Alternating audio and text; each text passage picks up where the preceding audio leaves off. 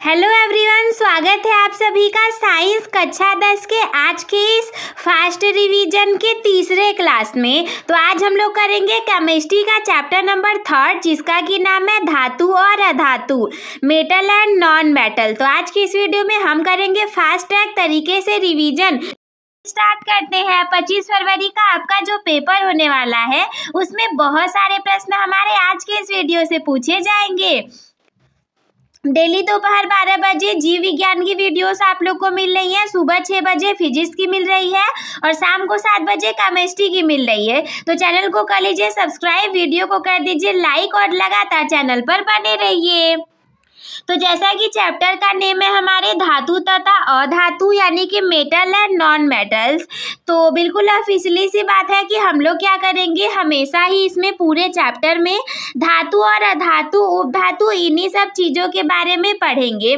सबसे पहले हम धातु के बारे में पढ़ेंगे। तो धातु के बारे में जितनी चीज़ें हम पढ़ेंगे इसमें इंक्लूड करेंगे धातुओं के भौतिक गुणधर्मों को, यानी कि फिजिकल प्रॉपर्टीज ऑफ मेटल को। तो सबसे पहले धातुएं क्या होगी, हम जानते हैं कि जिनका इलेक्ट्रॉनिक विन्यास करने पर लास्ट कोष में 1, 2, 3 इलेक्ट्रॉन्स आएंगे। तो ये तीनों दे करके अपने ऊपर प्लस आयन ले लेंगे, यही कहलाएंगे हमारे धातु। जैसे हम हाइड्रोजन की बात करें तो हाइड्रोजन पे 1 इलेक्ट्रॉन होते हैं, 1 इलेक्ट्रॉन दे देने की वजह से हाइड्रोजन पे लग जाएगा प्लस चार्ज, तो हाइड्रोजन हमारा धातु हो जाएगा। तो कुछ इसी तरीके से जितने भी एलिमेंट ऐसे होंगे कि लास्ट कोष में इलेक्ट्रॉनिक विन्यास करने पर 1, 2, 3 इलेक्ट्रॉन्स आएंगे, ये किसी दूसरे एलिमेंट को दे करके 1, 2, 3 इलेक्ट्रॉन अपने ऊपर पॉजिटिव चार्ज ले लेंगे, धनायन बना लेंगे, तो ये हमारे धातु कहलाएंगे। अब हम इन धातुओं के भौतिक गुणधर्मों की बात करें तो धातुएं सामान्यतः ठोस अवस्था में पाई जाती हैं, लेकिन केवल एक पारा ऐसी धातु है जो कि कमरे के ताप पर द्रव अवस्था में होती है और इसमें एक विशेष चमक होती है जिसे कि हम धात्विक चमक कहते हैं। धातुएं हमेशा ही सॉलिड स्टेट में यानी कि ठोस अवस्था में पाई जाएंगी, लेकिन एक अपवाद है कि जो पारा मरकरी होता है वो कमरे के तापमान पे द्रव अवस्था में पाया जाता है। तो एमसीक्यू में आपका प्रश्न पूछा जाता है कि ऐसी कौन सी धातु है जो कमरे के तापमान पर द्रव अवस्था में पाई जाती है, तो इसका आंसर हो जाएगा पारा। इसके बाद धातुओं में एक विशेष चमक होती है जिसे हम धात्विक चमक कहते हैं। धातुओं में विशेष चमक है तो धात्विक चमक कहलाएगा। और धातुएं जो होंगी वो सामान्यतया कठोर होती हैं, धातुएं सामान्यतया कठोर होती हैं और लेकिन सोडियम और पोटेशियम जैसी धातुएं इतनी नरम होती हैं कि इन्हें चाकू से काटा जा सकता है। वैसे तो धातुएं ठोस होंगी तो कठोर रहेंगी, लेकिन सोडियम और पोटेशियम ऐसी धातुएं हैं जो इतनी ज़्यादा नरम है कि इन्हें हम चाकू से काट सकते हैं। कोई पूछेगा कि निम्नलिखित में से किसे चाकू से काटा जा सकता है, अगर आपके ऑप्शन में कहीं भी सोडियम और पोटेशियम आ गया तो यही आपके करेक्ट आंसर हो जाएंगे, क्योंकि इन्हें ही हम चाकू से काट पाएंगे। इसके बाद धातुओं में 2 प्रमुख यांत्रिक गुण भी होते हैं। सबसे पहला आघातवर्धनीयता और दूसरा तन्यता। अब आप जानिए कि आघातवर्धनीयता क्या होता है। आघातवर्धनीयता का अर्थ है कि इन्हें पतली चादरों में पीटा जा सकता है। जब आप पतली चादरों के रूप में पीट सकेंगे तो वो गुण आपका आघातवर्धनीयता कहलाएगा, और जब आप इसे पतले तारों के रूप में खींच सकेंगे तो ये गुण आपका कहलाएगा तन्यता। तन्यता का मतलब है तान देना, खींच देना, तो ये हो जाएगा आपका तन्यता का गुण। अब इम्पॉर्टेंट एमसीक्यू में क्या आएंगे, तो आप पूछा जाएगा कि सबसे ज़्यादा तन्य धातु कौन सा है, तो देखिए गोल्ड, सोना है, सोना सबसे ज़्यादा तन्य धातु है और ऊष्मा और विद्युत का सुचालक यानी कि गुड कंडक्टर है, जिसमें कि चांदी सर्वश्रेष्ठ चालक है और चांदी का मेल्टिंग पॉइंट और क्वथनांक यानी कि बॉइलिंग पॉइंट सामान्यतः उच्च होता है। सबसे अधिक तन्य धातु पूछा जाएगा तो इसका जवाब हो जाएगा सोना, और सबसे अच्छा सर्वश्रेष्ठ चालक पूछा जाए तो इसका आंसर हो जाएगा चांदी या फिर सिल्वर, जिसका कि क्वथनांक और सामान्यतः क्वथनांक और गलनांक उच्च हो जाएगा। इसके बाद धातु के बारे में हमने देख लिया। अब हम देखेंगे अधातु यानी कि नॉन मेटल्स के बारे में। तो अधातुएं ठोस, द्रव्य तीनों अवस्थाओं में पाई जाएंगी। जैसे धातु तो आपका केवल ठोस अवस्था में पाया जा रहा था, लेकिन जब हम अधातुओं की बात करेंगे तो ये ठोस, द्रव या फिर तीनों अवस्थाओं में पाई जाएंगी। ठोस, द्रव, गैस तीनों में पाई जा सकती हैं। जैसे कार्बन की बात करें, कार्बन आपका ठोस होता है, ब्रोमीन आपका द्रव होता है और ऑक्सीजन आपका गैस होता है, लेकिन तीनों ही आपके अधातुएं हैं। तो इससे ये स्पष्ट होता है कि तीनों आपके क्या हैं, अधातुएं हैं और तीनों ही अवस्थाओं में पाए जाते हैं। वैसे तो इनमें धात्विक चमक नहीं होता है, ये चमकते नहीं हैं, लेकिन ऐसा हो नहीं सकता कि आप केमिस्ट्री पढ़ रहे हैं तो उसमें अपवाद ना आए। अपवाद के रूप में आयोडीन एक ऐसा एलिमेंट है जो कि चमकीला हो जाता है। आयोडीन आपका चमकीला हो जाएगा। अधातुएं आपकी भंगुर होती हैं। भंगुर का मतलब होता है कि जब आप इन्हें पीटेंगे तो पीटने पर ये टुकड़ों में टूट जाएंगी, यानी कि आघातवर्धनीय और तन्य नहीं होंगी। आघातवर्धनीय का मतलब है जब हम इसे पीटते तो ये बढ़ जाता, परंतु ये बढ़ न करके टूट जा रहा है, तो अधातुएं आपकी टूट जाएंगी। और जब टूट ही जा रहा है तो ये तन्य भी नहीं हो पाता। अधातुएं आपके ऊष्मा और विद्युत की कुचालक होती हैं। धातुएं आपके गुड कंडक्टर्स होते हैं, जबकि अधातुएं ऊष्मा और विद्युत की कुचालक पुअर कंडक्टर्स होते हैं। लेकिन ग्रेफाइट जो है वो कार्बन का एक अकर रूप है और विद्युत का सुचालक होता है। कार्बन के कई रूपों में ग्रेफाइट भी आपका है, जो कि एक अच्छा अपर रूप है और विद्युत का सुचालक होता है। अधातुओं का गलनांक और क्वथनांक सामान्यतः निम्न होता है। धातुओं का गलनांक, क्वथनांक उच्च था, परंतु अधातुओं का निम्न हो जाएगा।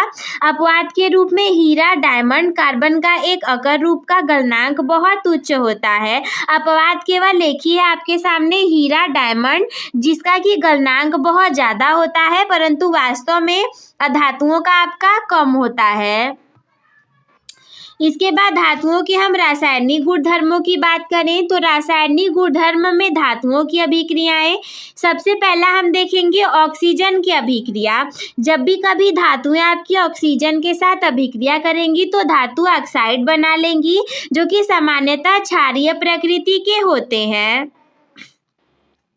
इसके बाद उभयधर्मी ऑक्साइड की बात करें तो कुछ धातु ऑक्साइड जैसे कि एल्युमिनियम ऑक्साइड और जिंक ऑक्साइड अम्ल और क्षार दोनों से अभिक्रिया करते हैं। कुछ ऐसे हो जाएंगे आपके धातु जो कि अम्ल और क्षार दोनों से अभिक्रिया करेंगे।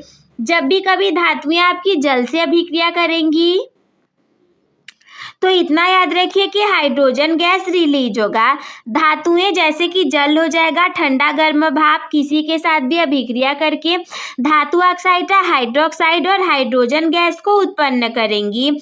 तनु अम्लों से अभिक्रिया करने के पश्चात क्या होगा, जब भी कभी धातुएं आपके तनु अम्लों से अभिक्रिया करेंगी तो लवण और हाइड्रोजन गैस रिलीज हो जाएगा। अन्य धातु लवणों से अभिक्रिया के पश्चात क्या होगा, विस्थापन हो जाएगा। अधिक अभिक्रियाशील धातुएं जो होंगी वो कम अभिक्रियाशील धातुओं को उनके लवणों के विलयनों से विस्थापित कर देंगी, तो यह अन्य धातु लवणों से अभिक्रिया हो जाएगा। इसके बाद अगला इंपॉर्टेंट पॉइंट है सक्रियता श्रेणी के बारे में। तो सक्रियता श्रेणी आपकी वो सूची होती है जिसमें कि धातुओं को उनकी अभिक्रियाशीलता के घटते क्रम में व्यवस्थित किया गया है। कोई पूछेगा कि सक्रियता श्रेणी क्या है, आपके अति लघु उत्तरी वाले में आ जाएगा 2 नंबर में, तो आप बताएंगे कि सक्रियता श्रेणी वो सूची होती है जिसमें कि धातुओं को उनकी अभिक्रियाशीलता के घटते क्रम में रखा जाता है। पोटेशियम और सोडियम सबसे ज़्यादा अभिक्रियाशील धातुएं हैं, जबकि चांदी और सोना सबसे कम अभिक्रियाशील धातुएं हैं। और ये श्रेणी ये निर्धारित करती है कि कौन सी धातु दूसरी धातु को विस्थापित कर देगी। सक्रियता श्रेणी ये निर्धारित करेगी कि कौन सी धातु दूसरी धातु को विस्थापित कर देगी। धातुओं की तो अभिक्रियाएं हम लोग देख लिए, अब हम देखेंगे अधातुओं की अभिक्रिया यानी कि रिएक्शन ऑफ नॉन मेटल्स। तो सबसे पहली है ऑक्सीजन से अभिक्रिया। अधातुएं ऑक्सीजन से अभिक्रिया करके अधातु ऑक्साइड बनाती हैं। देखिए, अधातुएं ऑक्सीजन से अभिक्रिया करेंगी तो अधातुएं ऑक्सीजन से अभिक्रिया करके अधातु ऑक्साइड बनाती हैं, जो कि सामान्यतः अम्लीय प्रकृति के होते हैं, जैसे कि कार्बन डाइऑक्साइड, सल्फर डाइऑक्साइड, और कुछ अधातुएं ऑक्साइड तटस्थ भी होते हैं। इसके बाद और अम्लों से अधातुओं की अभिक्रिया होती है, तो अधातुएं सामान्यतः जल या तनु अम्लों से अभिक्रिया नहीं करती हैं। एक अगला हेडिंग भी आपके सामने आ जाता है कि धातु और अधातुओं के बीच कौन सी अभिक्रिया होती है। Reaction between metal and non metal. तो जब भी कभी धातुएं और अधातुएं अभिक्रिया करके आयनिक यौगिक बनाएंगे, जब भी धातु अधातु की अभिक्रिया होगी तो आयनिक यौगिक का निर्माण होगा। धातुएं इलेक्ट्रॉनों को त्याग करके धनायन बनाएंगी और अधातुएं इलेक्ट्रॉन को ग्रहण करके ऋणायन बनाएंगी। धातुएं जैसे कि हम जानते हैं सोडियम है, एक इलेक्ट्रॉन ज़्यादा है, निकाल लेगा तो Na+ बन जाएगा। अधातुओं में क्लोरीन है, 2 8 7 इसका होता है इलेक्ट्रॉनिक विन्यास। एक इलेक्ट्रॉन को ग्रहण करके इस पे माइनस चार्ज आ जाएगा, तो धातुएं आपकी धनायन बना लेंगी और अधातुएं आपकी ऋणायन बना लेंगी। इन विपरीत आवेशित आयनों के बीच में एक मजबूत स्थिर वैद्युत आकर्षण बल होता है, जो कि इन्हें एक साथ रखता है और आयनिक यौगिक बनाता है। आयनिक यौगिकों के गुणधर्म क्या होते हैं? Properties of ionic compound. तो भौतिक प्रकृति की बात करें तो आयनिक यौगिक आपके ठोस और थोड़े से भंगुर होते हैं। गलनांक और क्वथनांक इनका कैसा होगा? इनका गलनांक और क्वथनांक बहुत ज़्यादा उच्च होता है, क्योंकि आयनों के बीच मजबूत आकर्षण बल को तोड़ने के लिए अधिक ऊर्जा की आवश्यकता होती है। विद्युत चालकता आयनों का क्या होगा? ठोस अवस्था में आयनों की गति संभव नहीं होती है और इसीलिए ये विद्युत के कुचालक होते हैं। गलित अवस्था में जो आयन्स होंगे वो जल में घोले जाने पर आयन स्वतंत्र रूप से गति करने लग जाएंगे और जिससे कि ये विद्युत के सुचालक बन जाते हैं। अब अगला हेडिंग है आपका उपधातु और मिश्र धातु के बारे में पढ़ना। उपधातु और मिश्र धातु के बारे में भी आपको पढ़ना है।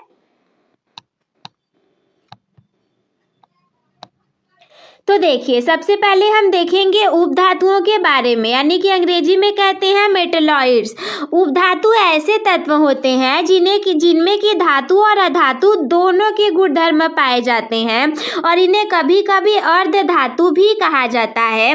जब भी कभी धातु अधातु जिनमें दोनों के गुण पाए जाएंगे तो वो आपके उपधातु कहलाएंगे। उदाहरण के रूप में silicon Si, germanium Je, boron B, ये सारे आपके उपधातु होंगे। उपधातु के बाद अगला हमें देखना है मिश्र धातु के बारे में। मिश्र धातुएं क्या होती हैं? 2 या 2 से ज़्यादा अधातुओं और एक धातु और एक अधातु का समांगी मिश्रण होता है। एक धातु और एक अधातु का समांगी मिश्रण आपका मिश्र धातु कहलाएगा और इन्हें धातुओं के गुणों को बेहतर बनाने के लिए बनाया जाता है, जैसे कि उनकी कठोरता बढ़ाना या संक्षारण, जंग लगने को रोकना। उदाहरण की बात करें तो जैसे उदाहरण में आपका पीतल, तांबा, जिंक का मिश्रण, कांसा जो आपका है ये तांबा और टीन का मिश्रण, स्टील, लोहे और कार्बन का मिश्रण हो जाएगा। तो ये सारी चीज़ें आपकी हो गई। तो आई होप मेरे प्यारे दोस्तों कि आज के इस वीडियो में सारी चीज़ें आप लोग को अच्छे से क्लियर हो गई होंगी, समझ में आ गई होंगी।